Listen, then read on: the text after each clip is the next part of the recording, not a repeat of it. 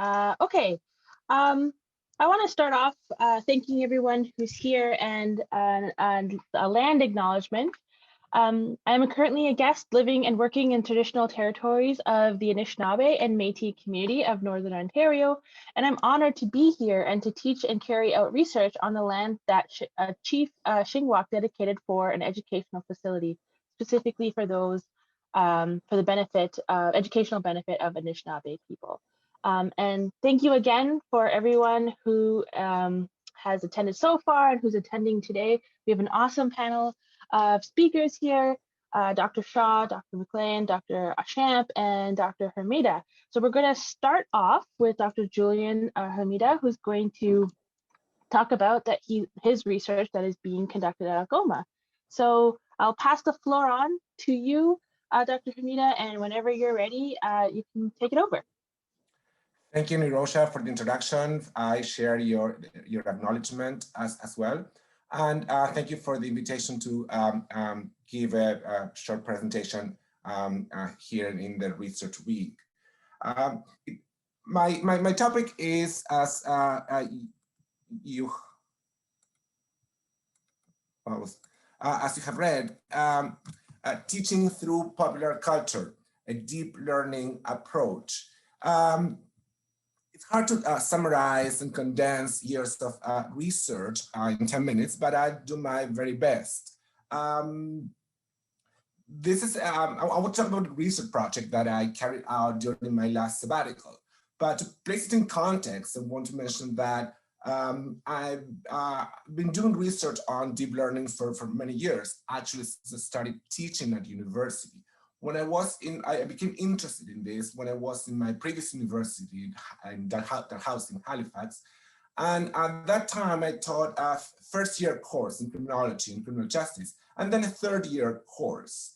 And I had the students that I had in first year, 2 years later, in the third year course, which is also an advanced topics in the same disciplines. And I found that most of my students then did not remember what we had discussed in the first year course, and that few were able to apply the knowledge that we created and gained in 2 years later. So I came across this concept of deep learning and the concept of surface learning. And I started doing research on this topic. I started to do research on the conditions, the strategies, the elements for creating a deep learning approach for my students. Deep learning, in a nutshell, is learning for life. Being able to apply what you learn in one course several years down the road in professional or even social situations. So I wanted to know if I was doing something wrong or why. Again, my students, even top students, could not remember and apply what they learned a couple of years before. So I carried out some research in different aspects of this deep learning model. And in my last sabbatical, I wanted to see if there was any difference in the quality of learning in courses that are taught with where popular culture stories are at the forefront of the classroom. So what I did was to analyze courses, similar courses, a set of courses taught, again, where popular culture stories, TV shows, movies, songs, were at the forefront of the classroom, and same courses, but without such a role for popular culture stories. The courses were, again, the same content, same bibliography. Both have to, both courses, in both set of courses, students had to read academic texts. There was some control for everything. Again, the structures were the same, and even the time of day was the same or very similar. And what I found was that the quality of learning was the same or better in the courses where popular culture stories had a predominant role.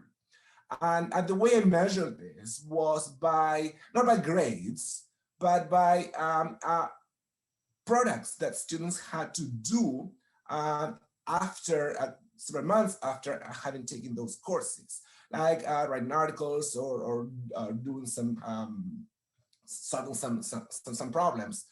And again, the quality of those courses that use popular culture stories to teach the discipline was again either the same or better than those courses which did not have that such emphasis on popular culture stories. Those courses that did have the emphasis on popular culture stories, professors also taught media literacy tools to so that students could read these texts. It was not merely showing videos from YouTube, but it was teaching students how to be able to analyze and critically analyze those media texts. So this is in a nutshell the research project that I carried out during my last sabbatical, and which is included in a book called Teaching Criminal Law and Criminal Justice Through Popular Culture, a Deep Approach to Learning, which is coming out in the next few weeks. So I understand that I had to leave some time for questions, which I think that maybe more interesting and engaging. So I'll stop here. It's, of course, it's an oversimplification of the research project. There are other things that that would take too long to explain. But again, this is in a nutshell what I've been doing and the content of my next book.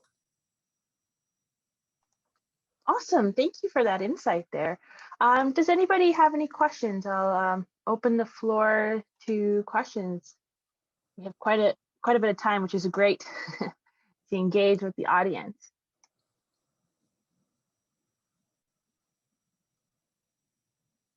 It is lunchtime, so I understand.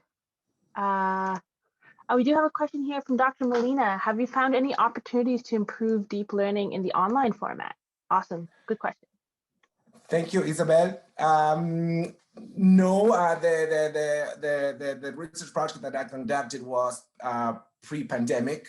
So all the courses that I examined were in person, face to face. So I'm sure that that's a great topic for the next sabbatical.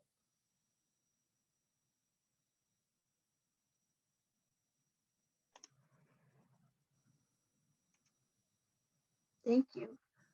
We have a question here about a paper.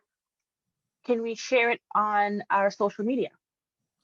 I'm sure. I mean, yes. I mean, I mentioned I published several papers and presented. But yes, I'd be happy to share some of those papers with everyone.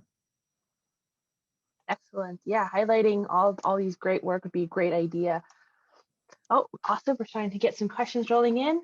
Are there specific aspects of popular culture that contributes more than others to deep learning for students?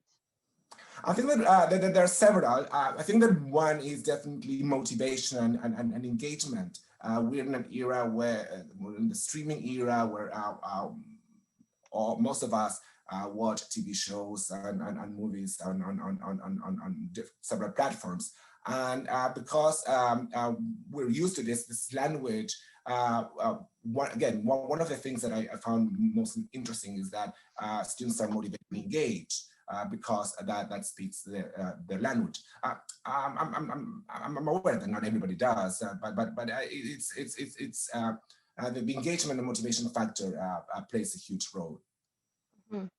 Definitely, keeping them engaged is a great idea for their learning outcomes as well.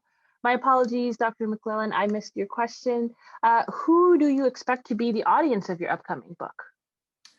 Mainly colleagues, professors from all disciplines, even though the focus is on law, criminal law and criminal justice. I think that's the book speaks to everyone teaching at the university level.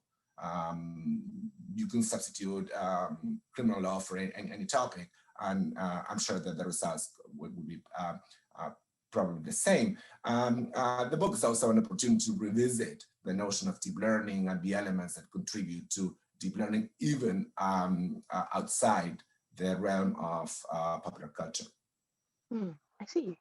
Dr. Molina also highlighted that you had organized a learning workshop in the past, and it'd be great for you to potentially do one again about deep learning. So that'd be great, especially for new faculty like me who haven't seen it in the past. Thank you, Isabel. Yes, there's one more question from our audience. How do you define popular culture? When teaching this topic in previous years, I found it difficult to guess what would be familiar to students, and how did you do this? Definition is the definition of popular culture, of course, is very broad, but the study was limited to TV shows and movies mainly that are popular on platforms such as Netflix, and the choices of popular culture stories again was done based on popularity, because one of the as I said, one of the main roles is to foster engagement and motivation. Excellent. We have one question here from Dr. Bloomfield. Was your study conducted within the context of law, and do you think your methods are easily generalizable to all topic areas? Yes, the courses that analyzed were law courses, particularly criminal law, and also criminal justice courses. But I think that the research can be replicated in a discipline. As I said, I hope that at least that the book that recounts this research project will be useful for professors teaching in any discipline. Excellent. We have a couple more minutes before we move on. Do we have any other questions from our audience or even our panelists that are here today?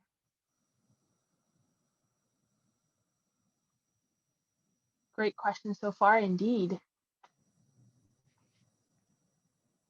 As always, if you do have any questions as you digest your food for lunch and also this food for thought by Dr. Hermida, please feel free to email us at the research office or use a contact form, and we will pass on those questions to Dr. Hermida for you to connect. Thank you. Yeah, so if you don't have anything else to say, Dr. Hermida, I think we could move on potentially to our next speaker, Dr. Nikki Shaw, who also is a Shirk Award holder. Congratulations for that. And Dr. Shaw is going to talk to us about health informatics and why it is important. Take it away, Dr. Shaw. Oh, I need to share my screen. I need to share my screen, please. Oh, do you need access? Yeah. Oh, there we go. That should work.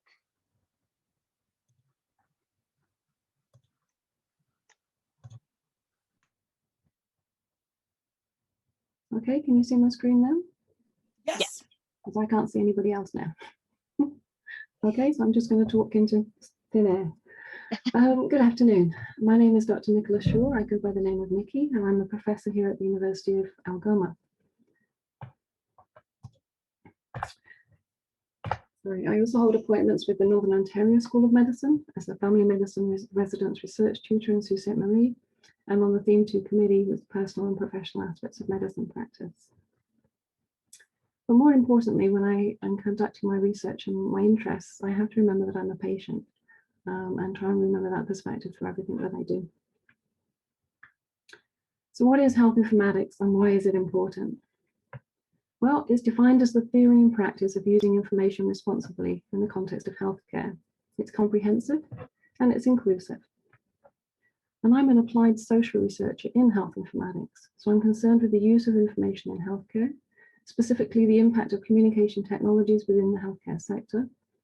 And my intent is to provide agencies with the information necessary to facilitate improvement of health and healthcare quality through the appropriate use of information and technology. I'm very fortunate. My research is mostly grant funded from multiple sources of funding. I've actually been funded by all three of the Tri-Councils, so SSHRC, NSERC, and CIHR, and I've had funding ranging from $25,000 to $9.5 million, from 1 to 5 years of duration and a variety of different types of grants. So as you can see from the fact that I've been funded by all three of the Tri-Councils, health informatics is extremely multidisciplinary, interdisciplinary, transdisciplinary, and intradisciplinary. My projects have ranged from small local projects to being part of national and international efforts. Projects are located within primary care, including rural areas, secondary and tertiary care settings, as well as acting across boundaries. So I've conducted a number of diverse research studies with a very wide variety of methodologies over the years. So there are 4 different kinds of research studies that I get involved with: those that I initiate myself, those that students initiate, those that health authorities or organizations initiate, and those that are initiated by others that I'm asked to come in as a co-investigator. So this is an example of some of the projects that are self-initiated, and you'll see at the bottom there the one that Dr. Narusha mentioned, which is the digital assistive technologies to support remote working by the disabled, a scoping review, which has just been funded by SSHRC. But some of the things we find from these kind of studies is that appropriate privacy and security is not easy. It says, yes, Mrs. Jones, we'll talk about your chest pain in a minute. Right now, I'm trying to remember my password. Unfortunately, this is more common than you might think. Computerized decision support can also be invaluable, but also it can be a little extreme, particularly in the early days. Clinical decision support tended towards the rare and not the mundane.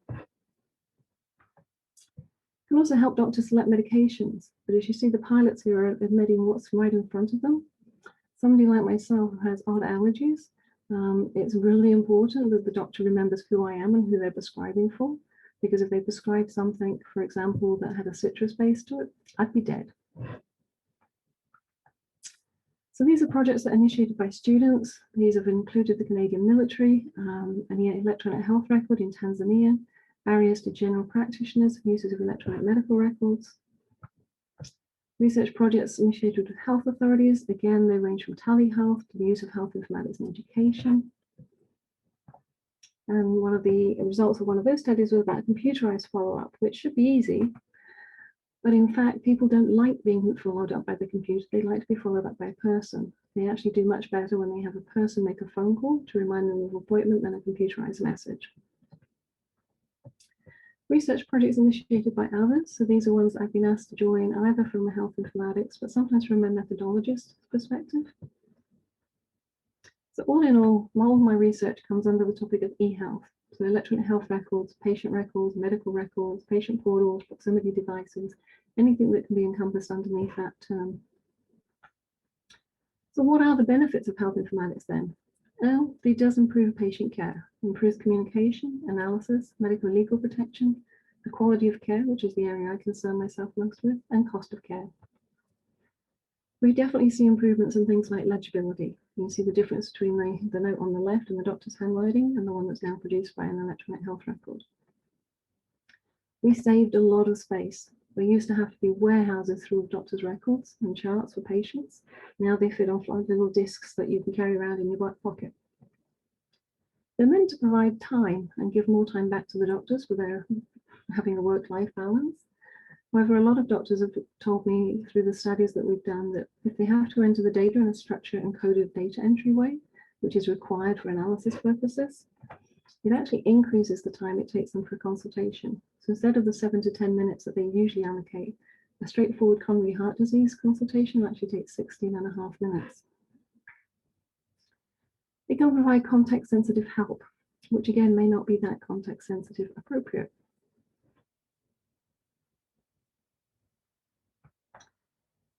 Another issue is perceived competence. When you don't appear competence as a professional with the computer, people actually relate that as your competence as a doctor.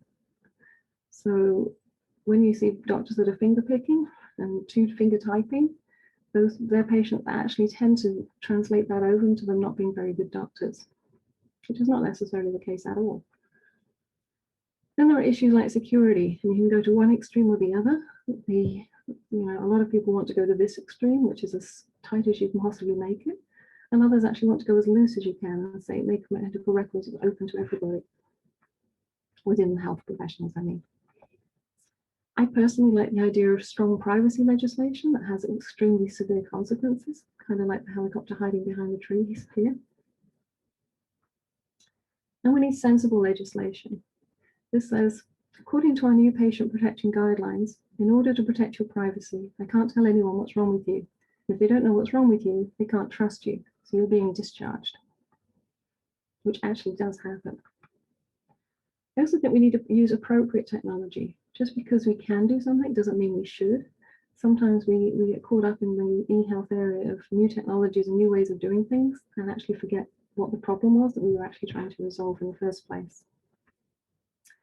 Sometimes reality is pretty scary, and I'm going to give an example that hopefully will play.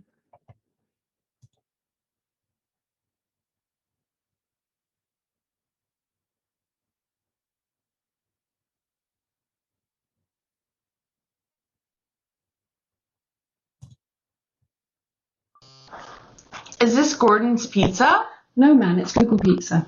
I must have dialed the wrong number. Sorry. No, ma'am, Google brought Gordon's Pizza last month. Okay, I would like to order a pizza, please. Do you want your usual, ma'am? My usual? You know me? According to our caller ID data sheet, the last 12 times you called, you ordered an extra large pizza with 3 cheese, sausage, pepperoni, mushrooms, and meatballs on a thick crust. Okay, that's what I would like. May I suggest that this time you order a pizza with ricotta, sun-dried tomatoes, and olives on a whole wheat gluten-free thin crust? What? I detest vegetables. Your cholesterol is not good, ma'am.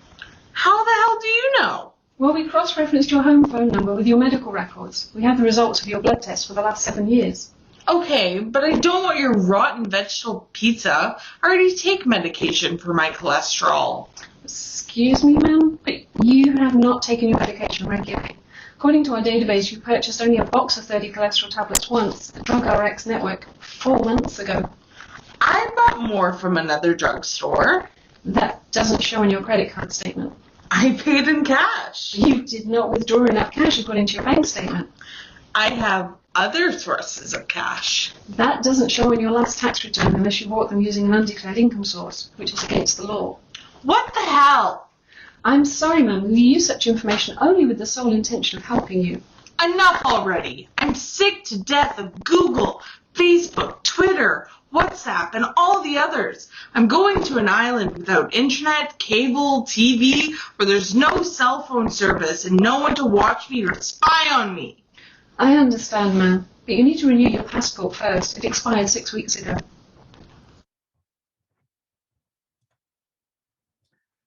So hopefully that will give you some idea of why health informatics is such an important field and how some of us feel that we need to act as gatekeepers to make sure that these kind of things don't happen. Because the reality is that bad health informatics can kill.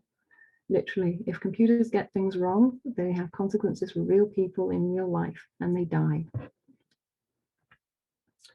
So how do we deal with it? Well, we deal with it in a number of ways. Education and training, reimbursement, evaluation, which is where I spend a lot of time, beacon sites and advocates, care teams, collaboration and integration, making sure that vendors are awareness of the complexity of healthcare and not just comparing it to banking, which is what tends to happen, and the issue of open standards and open source. But ultimately, what we have to remember is our ultimate priority is actually to do no harm, not to make things worse. Our job is not to hurt people, it's to make sure that we do no harm. Thank you very much. I'm open to questions. Thank you so much, Dr. Shaw. That was very informative. Do we have any questions for Dr. Shaw today? I guess while our audience is still thinking about some, I had one question for you. Do you have any opportunities for our student body to engage with you or work with you for in this like really diverse project? Absolutely. So my current study funded by SHRC, I have 2 students, Sarah Boudreau and Mohamed Isa, are working with me on that study. But over the years, I've also taken on a lot of students as volunteers. I can't always pay them, but I can give them a great experience that helps them get into med school or onto grad school. So I'm always open to possibilities for students. Excellent. Yeah, quite important area of research, especially in these technologically advanced times where everyone has one of these, Yep. usually in a arm's length away. Anyone else have any questions? We're getting a lot of feedback saying from Asma and Radina saying it's great, important research. We have a question here from Dr. Bloomfield, great real life potential example, but I'm not sure I want my go-to pizza place knowing my health details. Is this really where this might be going in our children's future? The potential is there, and there are people that are already doing it. There's also the potential for people actually having microchips embedded into their skin with their medical information on the microchip, just like we do with little a part of the information as we do with dogs and cats. So it's possible, and it needs people to stand in the way and say this is not a good idea. Just because we can do it doesn't mean we should, and stand up for our civil rights. Yeah, and excellent question. Along those lines, I was really intrigued by that example where you said, getting online and patient recording is actually taking more time for clinicians. Is there any way that you can think that we can try to fix this problem? Does everyone need training, or what do you think? There's a lot of training that's not happening. Medical students tend to get thrown in at the deep end. When they do their placement, they get a half-day tutorial on using the electronic health record, and that's it. Which means that the data that comes out at the other end, the clinical data, not the administrative data, the administrative data is better, but the clinical data is really poor in terms of quality, because people can put diagnoses in about 4 different places. So they do put them in different places because they've not been taught otherwise. So there's a lot of education that needs to happen, both from the medical school and in the community itself. In terms of getting the consultation time down, I'm not sure that we should be aiming for that. I have seen in some studies that having a longer consultation actually means fewer repeats. So overall, you actually spend less time with patients. So it's kind of interesting. Well, when I'd like to do a study on and see what definitely needs to be explored. We do have a question. What can we do to help raise awareness about this on a broader scale? Oh, good question. Talk about it. Tell people. That's the biggest issue I find, is people just don't think about it. They go to see their doctor and they're fantastic that the doctor now has the computerized record and a printed prescription so they can actually read what's written. But here in the SU, if you then go to the hospital doesn't have access to that record. So they don't know anything about you other than what you're now telling them, or what's on the hospital record. So we need to do things around, we do need to integrate some data together. But we do need to make sure that we're not just integrating it to the level of the Google Pizza place. And I think last question for today, Dr. Shaw, do you see that catching on microchips, seen it a few years ago, but see too many dangerous outcomes? Yeah, I see too many dangerous outcomes, and I hope that it never becomes permanent and relative for everybody. And I know there are a lot of people that are very aware that this is not a good trend to be going through, but there are always people that want to research and study things that are always on the edges of what's okay, and where that line is different for different people. So for some people, wearing a microchip is quite okay. For me, absolutely no way. I have enough problems with people knowing so much about me through my phone. Yes, absolutely. I'm in that ship with you. I think we need a little bit more research in cybernetics before we start implanting chips into human bodies. Okay. Thank you again. We're getting quite a lot of questions and feedback.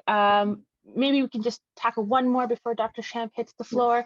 How about we read further about this work that you're doing and past work that you have conducted, journals, paper articles, things like that. Excellent question to end on. Okay, I could provide them to communications, and we could set up a website with them. Excellent. With access, no problem. Perfect. Thank you. I'm sorry again, we're done for questions for right now. Again, feel free to send questions to the research office or the contact form. And without further ado, we'll kind of jump into with our next speaker, Dr. Brandon Schamp, who's going to talk to us how do small and large plant species compete but still coexist? The floor is yours. Thanks. Can everybody see my shared screen okay? Yeah. All right, I'm gonna. Yes, it looks fantastic. Okay, thank you. All right, so I want to just talk a little bit about some of my research. This is not the sum total of what I study, although I am interested in how competition amongst species shapes natural systems, and also how species coexist, because I think it's really interesting to try to understand how in a very competitive environment people can coexist, or plants or species or any number of things can coexist. So that's sort of the background of this. So I want to just talk about some of the things that we've been studying in my lab recently. So one theme of which is just how large and small species manage to coexist while competing. Okay, so the reason I do this is because I've observed over time like a specific set of experiments or a collection of things that have led me to ask this question. So the first thing is that competition experiments where people look at how plants, different species, grow alone in pots usually, and then they look at how they grow together. So, and what they see in this, and you can kind of see it in this picture, is that the bigger of the two species here, and these are two species that actually grow in the field that I study, the bigger of those species is affected much less than the smaller of those species is in the competitive environment. So what it means is there's a size advantage. So the bigger species can grow faster or grow over top of the smaller species and take up the resources of that species before that smaller species can take advantage of them. On top of that, lots of research and also just simple observations. This is just a picture of one of the plant communities that I've worked in, shows that it's a very competitive environment, right? So, we know this because if you focus on one plant and you get rid of its neighbors, it grows much better. That's just a simple examination of how competition impacts these communities. So we know size in these experiments is advantageous, and we know that it's a competitive, most systems like this are competitive systems. So what you would expect on the basis of those two facts is something like this. You'd expect to see lots of tall species, very few small species out there. But the reality is actually that you see something very different. You see a large mixture. And in fact, in most communities, small species outnumber large species and are even more numerically abundant. So so this sets the stage for a puzzle, and it's a puzzle that I think is rather interesting. What is it that is allowing these small species to endure throughout competition? So, and if you look at the scale of, say, Eastern North America, and you take a look, you see here that most plant species are actually relatively small, and few of them are quite big, right? So that's interesting on its own. So, if systems are competitive and large species dominate competition, why this doesn't seem to make sense. So that's sort of the basis from which I jump in with my research. So what is the nature of this discrepancy? That's kind of what keeps me motivated. Right, so the first project I'm going to explain to you that I did was to test whether something is wrong or something is inefficient about being big, really. Are monocultures, that's basically if you grow like a patch of vegetation with larger species, are they more susceptible to being invaded by different species from around them than equivalent patches of smaller species? Now, why would they be? Well, because there's some evidence that large species actually use space less efficiently, and it's actually some pretty good evidence. And they've tried to illustrate that in this useful diagram here, that you see larger species obviously take up more space, but they take up more space than you would expect just given the size difference. That's what it means. So we set up an experiment where we grew monocultures or patches of vegetation in these boxes of different species with different maximum sizes. And then we left them essentially after establishing them for a year to be invaded over the course of two more years. And then we watched what happened. We watched to see whether large species were invaded more than small species. And what we found is that that was, in fact, the case. Large species, as they come to dominate or as they form a monoculture, they open themselves up to invasion. Now, what this shows is that basically the maximum size of the species increases to the right on this graph, and the number of species invading goes up vertically. Now, it doesn't look like much of an effect here, but I want to draw your attention to the fact that the y-axis is log transformed. So it's a nonlinear relationship if you don't transform it, but that relationship would go up quite startlingly. So the effect is actually quite pronounced. It's kind of betrayed by the type of analysis that you do here, but it's very much a big effect. Right, so large species kind of limit themselves with their inefficiency. That's one reason. Another question we asked was whether smaller species are just simply more efficient in other ways, like at reproducing. So I'll illustrate what I mean here.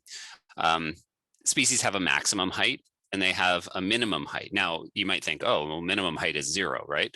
But what I mean is the minimum height at which they can manage to reproduce. So they don't reproduce at minuscule heights. Most plants don't anyway.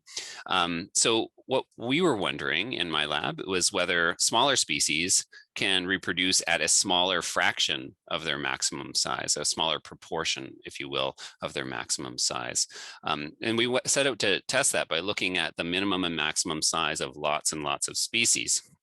In fact, we collected these data, and I've been collecting them with students helping from floras, which are basically big compendiums of information on every species in a region. So we collected thousands of species to look at using that system, and we determined their minimum and maximum height from the range of heights that they're found to reproduce at from the literature. And then we created graphs like this. So if small species aren't more efficient, then this is what this graph should look like. Essentially, that red dotted line is a 1-to-1 line.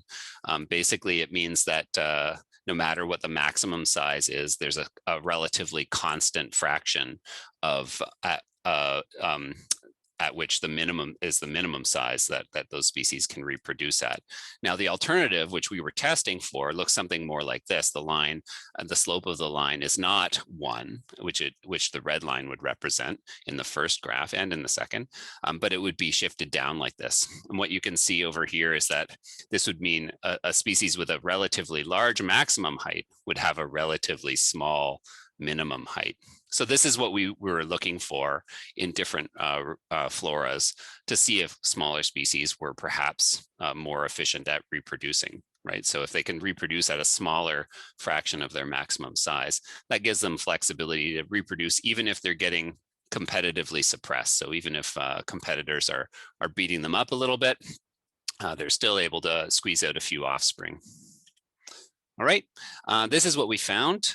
This is the British flora, which is an online flora. We collected data for 1,266 species in, and you can see that the slope is indeed greater than 1 here. It's 1.16. So that matches up with that prediction that we set out.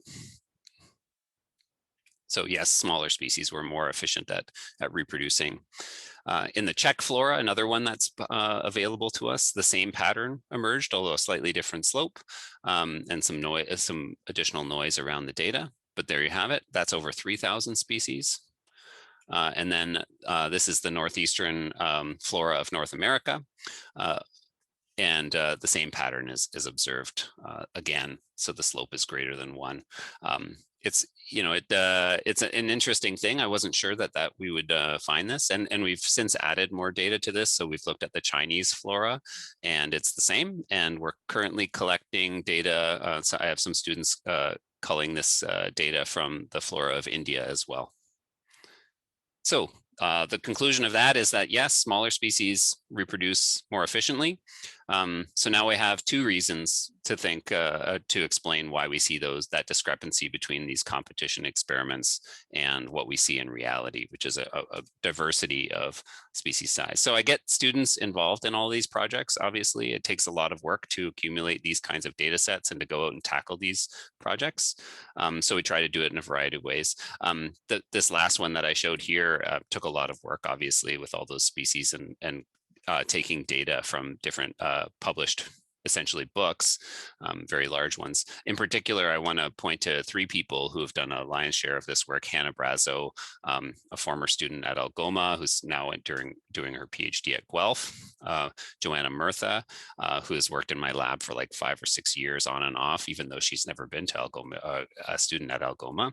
And Michael Hayek, a colleague of mine in the Czech Republic, who I've worked with for a better part of a decade, who provided the data for the Czech flora.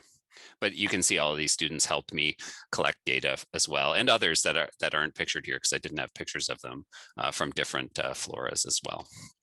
So what do I do now? Well, we're still asking questions about this because we don't have the full picture. We're not sure how important these different mechanisms are, and there's other possible mechanisms that we're exploring. We're asking whether smaller plants grow earlier in the season, avoiding competition with larger species. And that seems to be true to some extent as well. And that's work that the lab is doing. Is vegetation that is very competitive, or in vegetation that's very competitive, do larger species gain an advantage? So under certain circumstances, is there still a size advantage? And we're also looking at whether small species are more shade tolerant. So these are some of the people who are working on that. Riley Gridzak, a former student who is now a PhD student. Kelly Balfour, who was also a former Algoma student, who's now an MSc student, and Ashley Jensen, who's been working on and off in the lab for a number of years. And that's all I wanted to show today. Sorry if I had to rush through a little bit. I wanted to make sure I covered everything. Thank you, Dr. Schamp, for that. We have some questions here for you. Larger and small species are grown at separate places. That was a question. Are they grown in separate places? Well, no. So, I mean, you can grow these plants in separate places, but they're found everywhere. So everywhere you find big plants, you find small plants. And in fact, most of the places that you go, you'll find lots and lots of small plants. So even in a forest where you can imagine that trees are casting lots of shade, there's lots and lots of small species in the understory. And that shade tolerance is part of that. They've evolved to tolerate that shade and manage to survive it. Although very few people have investigated whether that's also true of smaller species in grasslands. So that's what Kelly Balfour is working on. Awesome. We have another question from Radina, who asks, do large and small species need the same care or natural resources to grow? It's interesting. I mean, plants in general overlap in their basic needs for about 23 different nutrients, soil micronutrients, and then light and water. But there's some evidence that different plants and different groups of plant species vary in the ratios at which they need those. So there's some variation there. Probably if you've ever had a bunch of houseplants, you can't treat them all the same way and expect them all to live. So. If you do nothing, maybe they'll all die together. Actually, in my experience, is if you do nothing, they do better. We have one here from Dr. Bloomfield. Considering all these data come from various locations, are there any differing effects related to different climates? How might climate change affect your findings in the future? Yeah, so that's an interesting question, in particular about this last question that I'm interested in about whether small species take advantage of the early season and seasonality. Climate change is going to impact pollinators and pollinator abundance, which can really shift flowering times. My suspicion is that climate change will have an impact on the coexistence of large and small species to some degree because of that. In terms of the last project I talked about, sort of the relationship between min and max size, the closest thing to a semi-tropical data set that we have is the flora of China, and then we'll add the flora of India to that, although those climates are pretty variable within those countries. But at this, there's no clear difference that I can see in the data. Like variation in the slopes could be species specific more than climate specific, but they're all greater than 0 so far, or greater than 1, excuse me. Nothing obvious jumps out on that. Interesting. I think we have time for one really long question from Dr. Rouleau. There are theoretical biologists, some of which are associated with the Santa Fe Institute, that have noticed similar inefficiencies in other species and even cities. The general idea is that there are scale invariant laws that are species and maybe even system independent. Do these inefficiencies translate to size dependent lifespans?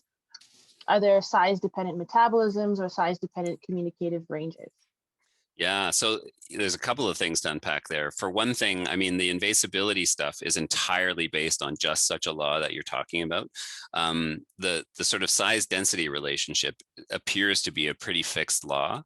And that was the basis for my pursuing that test of whether monocultures of different size species vary in their invasibility and in their likelihood of being invaded by plants from around the surrounding vegetation. So that's definitely true. Now, in terms of age stuff, you know, outside of trees, especially for herbaceous species, we know so little about the age structure of natural plant communities, right? And I think I've been very interested in that for a long time, but there's very poor data on it. There's only one data set that I think has ever really tackled it well, and it's a long-term data set of mapped individual plants that can estimate age structure in natural communities. So nobody knows just how related, for example, size is to longevity in the natural plant world.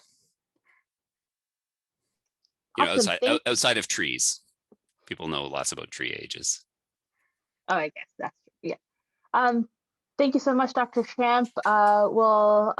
If there's any other questions, again, I'll field them to you. We now are going to switch gears and welcome Dr. Myles McLellan, who's going to talk to us about compensations for wrongful convictions in Canada. Thank you, Hi. Myles, and take it away. Yeah, thank you for having me. It's a pleasure to be here. So compensation for wrongful convictions is my specific field of endeavor for purposes of research and writing and what have you. But it's important to give everybody who's watching this the context, because you know, we have to go back to the broader field of criminal justice and then drill down a little bit into wrongful convictions. So when it comes to criminal justice, the issue of wrongful convictions is widely recognized around the world as the most important issue for criminal justice reform.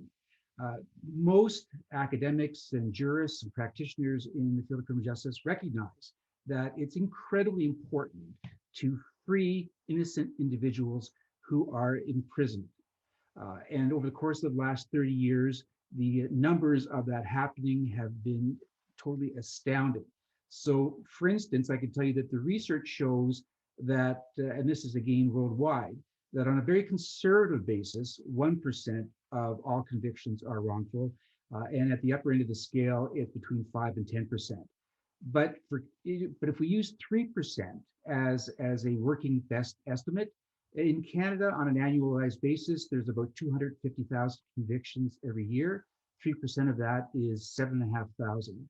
So, you know, in Canada, which is a relatively small nation population-wise, we're imprisoning or convicting and likely imprisoning over 7,000 people every year. And as you can appreciate, that number consolidates and grows from year to year to year. So that's an amazing proposition, that many people who are actually factually innocent in that they did not commit the crime are in fact being punished for doing so. Having said that, it's also widely recognized worldwide what causes wrongful convictions. They're called systemic causes because they're built into the system. And there's 5 or 6 of them that are widely recognized. The first one, which is almost pervasive in virtually every wrongful conviction, is that of tunnel vision. So what tunnel vision is where the police who are investigating a crime, they put their attention on the person that they believe to be the perpetrator of the crime, and they basically tailor their investigation to prove the guilt of that person, which means that they don't look at evidence that is exculpatory, being evidence that leads away from that person's guilt, and they don't look at evidence of other parties that may well be as guilty, if not more. So that's absolutely pervasive in the field. The next cause is what's called mistaken eyewitness identification. This is the number one cause, number one specific cause. 80% of all wrongful convictions have mistaken eyewitness ID, which means that the person who would have been at the crime, who witnessed the crime, who eventually testifies at the trial of someone who is charged with the crime, points to that person and says, yes, that is the person that I saw, in fact, convict the crime or commit the crime. And that is notoriously poor evidence. You know, the social scientific and scientific evidence has shown that the more confident a witness is that they can identify the person who committed the crime, the more unreliable that identification in fact is. So it's incredibly important. The next cause is what's called false confessions, and that's kind of counterintuitive in that why would anybody who's innocent of a crime actually admit to doing it? Well, the proof and the research shows that there are a number of reasons why that happens, but again, more broadly, it's usually the result of an abusive police interrogation. And trust me, all the things you've seen on TV and movies regarding Miranda rights and what have you, and having counsel present when you're being interviewed, they for the most part don't apply in Canada. The Supreme Court of Canada has been very, very lax in putting rules in place to protect people when they're being interviewed by the police. The next cause is what's called jailhouse informants. So this is where both the police and the Crown Counsel will make arrangements to actually pay people who are in jail with somebody who has been accused but has not yet reached trial to basically give evidence that they heard them confess, right? That's notoriously poor evidence, but it's evidence that has been relied upon in a great number of cases. Now, and you have to realize, of course, that if the police or the Crown are so desperate for a conviction that they have to actually pay somebody who is already in jail to solicit a confession, that on the very face of it tells you how unreliable that kind of thing is. We also have ineffective assistance of defense counsel, which you obviously understand is that sometimes those who practice law and do defense work don't do a good job, and obviously don't put forward the appropriate evidence to exonerate somebody at trial. And the last systemic cause is faulty forensic evidence. And everybody is a function of TV, movies. Everybody expects there to be forensic evidence that will either point to the guilt or the innocence of the person on trial. As it turns out, there's very few cases that actually have any kind of evidence that can be forensically examined. DNA, for instance, is only available in 5 to 10% of cases where there is biologic evidence at the crime, which usually involves close personal contact in a homicide or a sexual assault. So it's really not that available in many cases. And historically, there has been other kinds of evidence that is seen as scientific, things like bite marks, fiber comparisons, fingerprints even.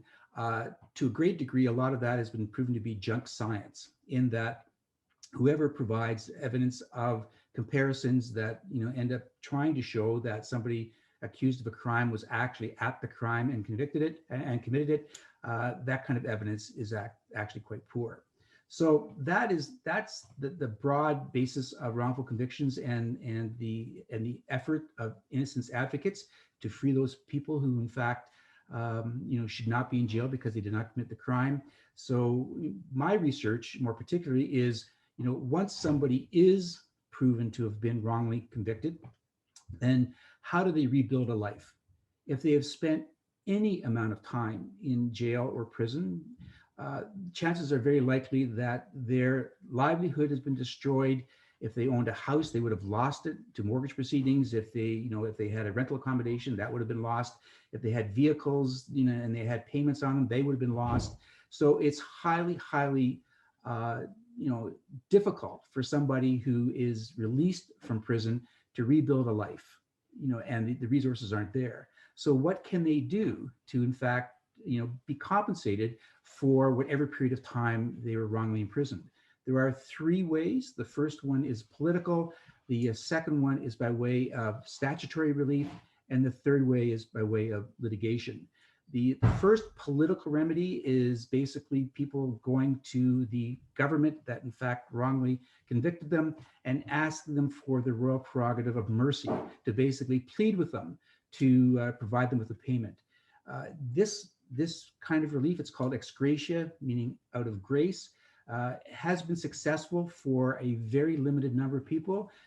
People like David Milgaard, who received $10 million, William Mullins Johnson from Sault Ste. Marie, who received $4.25 million, Stephen Truscott, $6.5 million. We have governments who, and this is a function of political will. These are cases that have a lot of media attention, and where governments really can't get away from or hide away from their responsibilities. They tend to make these very large payments. But in the grand scheme of things, in the last 30 years in Canada, there have been 25 of those payments. So less than one person per year out of the 7.5 people per year that are wrongly convicted. So it's a pretty useless exercise for most people. The second thing is having a statute in place to provide relief.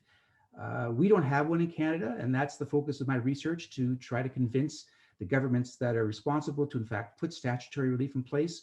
The United Kingdom has a statute for this purpose. 35 American states have statutes. Some states, the relief is almost nonsensical. Wisconsin, for instance, no matter how many years you're wrongly imprisoned, you'll get $5,000 and that's it. Texas, which is a very active capital punishment state, is actually quite enlightened in this field.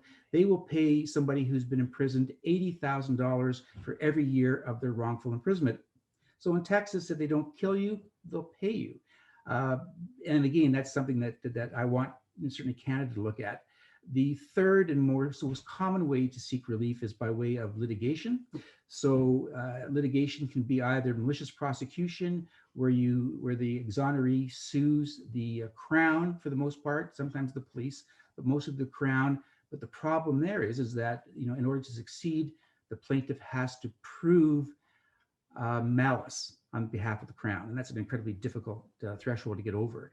The second one is negligent investigation, and this is really important because Canada is the only common law jurisdiction in the world that provides this relief, which means that if the police, in investigating a crime, do so negligently, as in they fall below a standard of care that most police would in fact live up to, then they will be responsible. And my research, I published an article with the Canadian Bar Review this past year that basically shows that almost 1 out of every 3 cases for this particular kind of relief has been successful. That's extraordinary. And the third way to litigate for this kind of thing is to sue a government for a breach of a charter. And that's and we don't know how effective that's been. That's a very recent kind of remedy made available by the Supreme Court of Canada. But it certainly has a lot of promise, because I can guarantee you that in virtually every wrongful conviction, there has been at some point a breach of some charter right, a right to be, not to have unreasonable search and seizures, or the right to counsel, or the right to remain silent, those kind of things. Okay, I think that's my time, so I'm glad to answer any questions. Thank you for that. That's quite interesting and a lot different from the other talks that we've had so far. We do have a couple questions. One, do criminals get all the facilities and prisons which come under their rights? What kind of rights are we talking about in prison? If you're in prison, either provincial jail or a federal penitentiary, you have very, very few rights.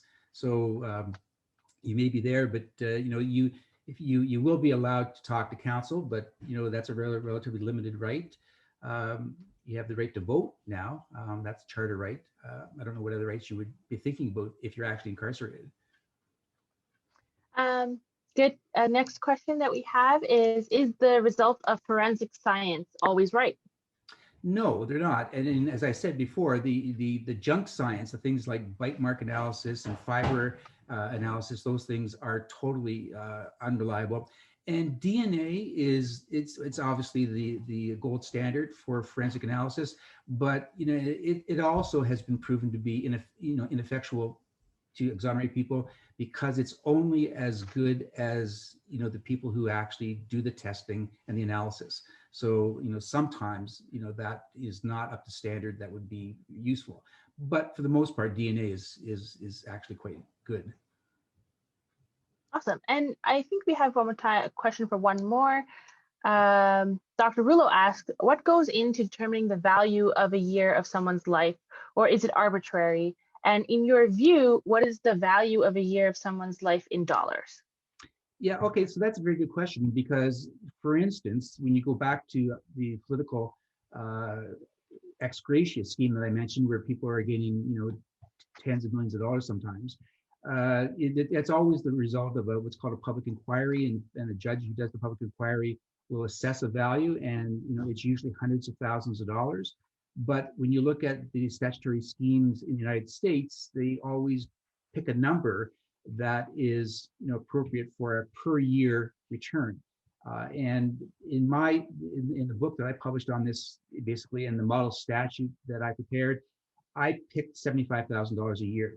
That's just me. That's just my best estimate of what you should be paid.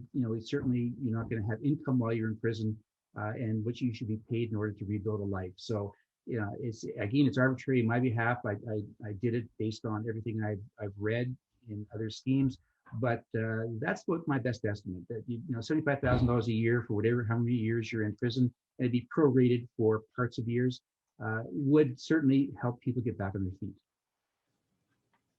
Well, thank you so much. I think we've kind of run out of time. There is one more question that we will field to you after the session's over. Thank you again for attending and for sharing your work. So I think that's, we have to kind of call it time here and for the interest of time, but I'm happy to answer any more questions. If you have them for me, feel free to email me directly or the research office. But again, thank you everyone for attending. Tomorrow is our last day of Research Week, and I hope you enjoyed this and hope this becomes a reoccurring thing next year. Have a great day, everyone.